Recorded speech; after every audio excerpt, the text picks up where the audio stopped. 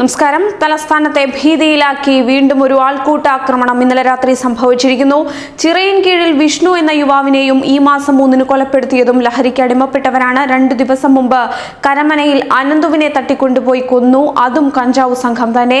ഇന്നലെ രാത്രിയിൽ വീണ്ടും തിരുവനന്തപുരം നഗരത്തിൽ അക്രമികളുടെ ഏറ്റുമുട്ടൽ തടയാൻ ശ്രമിച്ചയാൾ കൊല്ലപ്പെട്ടു. പടിഞ്ഞാറേക്കോട്ട പുന്നപ്പുറം സ്വദേശി ശ്യാം എന്ന മണിക്കുട്ടനാണ് കുത്തേറ്റു മരിച്ചത്. വ്യാഴാഴ്ച രാത്രി 11:30യോടെയായിരുന്നു ശ്രീവരാഹത്ത് സംഭവം. ഇതിനു പിന്നിലും മയക്കുമരുന്ന് മാഫിയ എന്നാണ് അറിയുന്നത്. ഇതോടെ തലസ്ഥാന നഗരത്തിൽ കഞ്ചാവ് മാഫിയ പിടിമുറുക്കിയതായി വ്യക്തമാവുകയാണ്. ലഹരി വിൽപ്പന സംഘങ്ങളിൽപ്പെട്ടവരാണ് അക്രമത്തിനു പിന്നിൽ എന്നാണ് പോലീസ് സംശയിക്കുന്നത്. സംഭവത്തിൽപ്പെട്ട 2 പേരെ പോലീസ് കസ്റ്റഡിയിലെടുത്തു. ഇവരെ ആക്രമിച്ചയാൾ സംഭവ സ്ഥലത്തു നിന്നും രക്ഷപ്പെടുകയായിരുന്നു.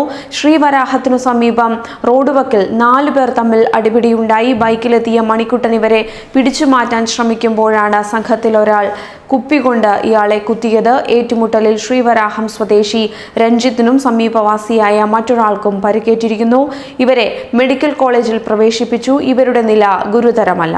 ഫോണിലെ വിവരങ്ങൾ ചോർത്തി എന്നതിന്റെ പേരിൽ ബാംഗ്ലൂരുവിൽ നിന്നും സുഹൃത്തിന്റെ നേതൃത്വത്തിലുള്ള സംഘമാണ് ചിറയിൻകീഴിൽ വിഷ്ണുവിനെ നാട്ടിലെത്തിച്ച് ക്രൂരമായി മർദ്ദിച്ചു കൊന്നത്. വിഷ്ണുവധത്തിൽ ഫോൺ ചോർത്തലാണ് കാരണമായി പറയുന്നത്. കരമനയിൽ അനന്തുവിന്റെ കൊലയ്ക്കുള്ള കാരണം ഉത്സവത്തിനിടെ ഉണ്ടായ തർക്കമാണ്. അതിക്രൂരമായിരുന്നു അനന്തുവിന്റെ കൊലപാതകം. ഇതിന്റെ ഞെട്ടൽ മാറും മുൻപെയാണ് ഇന്നലെ അടുത്ത കൊലപാതകം എത്തിയത്. തിരഞ്ഞെടുപ്പ് കാലത്തെ ഈ കൊലപാതകമെല്ലാം മയക്കുമരുന്ന് മാഫിയയുടെ ഇടപെടലാണ്. നിസ്സാര സംഭവങ്ങൾ പോലും ക്രൂരമായി കൊലയിലേക്ക് നയിക്കുന്ന ഒരു അവസ്ഥയാണ് ഇപ്പോൾ കേരളത്തിൽ കണ്ടുകൊണ്ടിരിക്കുന്നത്. വിഷ്ണുവിന്റെയും അനന്തുവിന്റെയും കൊലക്കേസിലെ പ്രതികളെല്ലാം 19-നും 25-നും ഇടയ്ക്ക് പ്രായമുള്ളവരാണെന്നതും ഞെട്ടിക്കുന്ന ഒരു കാര്യമാണ്. പ്രതികളെല്ലാം പലതരം മയക്കുമരുന്നിന് അടിമകളാണ്. കഴിഞ്ഞ 6 മാസത്തിനിടെ നഗരത്തിൽ നിന്നും പോലീസ് മാത്രം പിടിച്ചത് 291 കിലോ കഞ്ചാവും 57 കിലോ ഹാഷിഷ് ഓയിലുമാണ്. ലഹരി ഗുളികകളും പിന്നെ LSDയും. പോലീസിന്റെ ഷാഡോ പോലീസും വല്ലപ്പോഴുമുള്ള കഞ്ചാവ് പിടുത്തമല്ലാതെ മാഫിയ സംഘത്തിന്റെ വേരു കണ്ടെത്താനോ വിതരണ ശൃംഖലയിലെ പ്രധാന കണ്ണികളെ തൊടാനോ ഇതുവരെ കഴിഞ്ഞിട്ടില്ല എന്നതും നിരാശ പടർത്തുന്ന ഒന്നാണ്.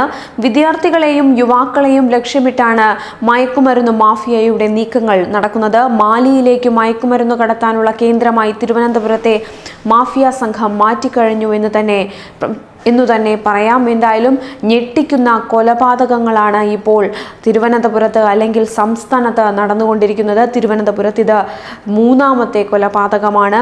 എന്തായാലും ഇന്നലത്തെ കൊലപാതകവും ഒരു നിസാര കാര്യങ്ങളുടെ പേരിലാണ് കൊലപാതകം ഇന്നലെ നടന്നിരിക്കുന്നത്. വളരെ ക്രൂരമായ രീതിയിലുള്ള കൊലയാണ് ഇപ്പോൾ കേരളത്തിൽ നടന്നുകൊണ്ടിരിക്കുന്നത്.